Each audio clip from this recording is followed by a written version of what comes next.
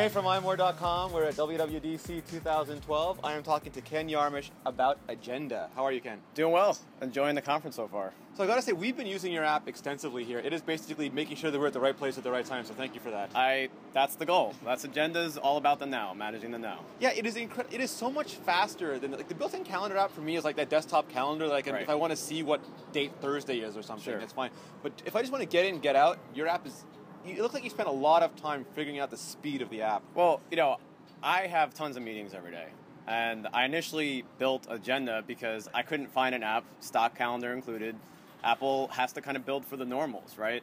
And I wanted to build an app that took away the Chrome, was based on gestures, and had some interesting features to kind of let you manage your day quicker. But what you did that was so good compared to other stuff is that you maintained the information density. On some of the other apps, I lost that to get the clean view, but you have both. We spent a lot of time. There's not a lot of graphics in Agenda. It's all text layouts using fonts. And we spent a lot of time playing with the spacing, keeping that information density as tight as possible without making it hard to see. And that was the challenge.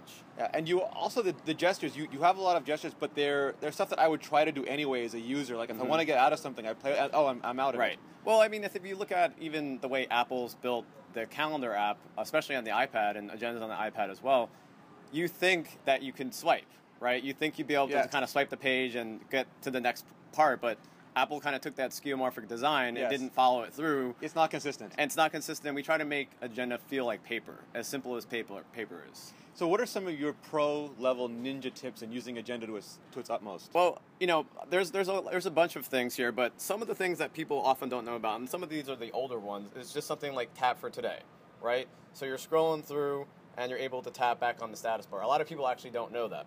Another thing that people don't know is that when you're in the week view, you can actually rotate and get into this landscape view. Kind of gives you an overview of your week. So some of these are the older things. In Agenda 3.0, which just launched recently, we have a brand new event screen.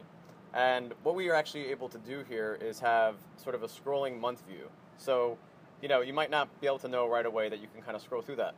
Here's a pro tip that a lot of people don't know. Tap the month, it goes back to the month. Nice. Little hidden features like that, so you guys may not even know that. Another thing here, just tapping all day, that little button there.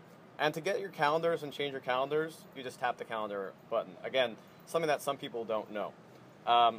Here's something, though, that is really powerful.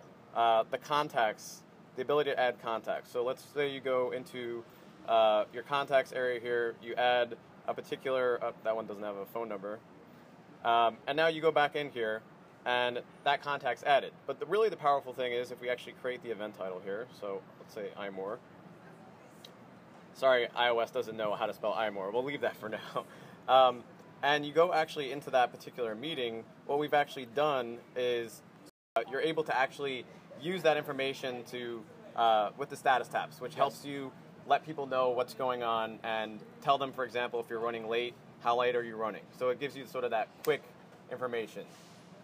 So you can immediately just send that message right from Agenda. You don't have to go through. Exactly. You don't have to go through. It's all in-app, so you have in-app messaging. Look up the phone number. Go exactly. So we hot link everything. So add again. If we go back to here's that event we just created. Anything that's in the notes or the location field is going to be hyperlinked. Yes. So you can tap to initiate a phone call right there. Those are some of the some of the pro tips that we have in Agenda. So you just want to make the workflow as seamless and as quick as possible. Right.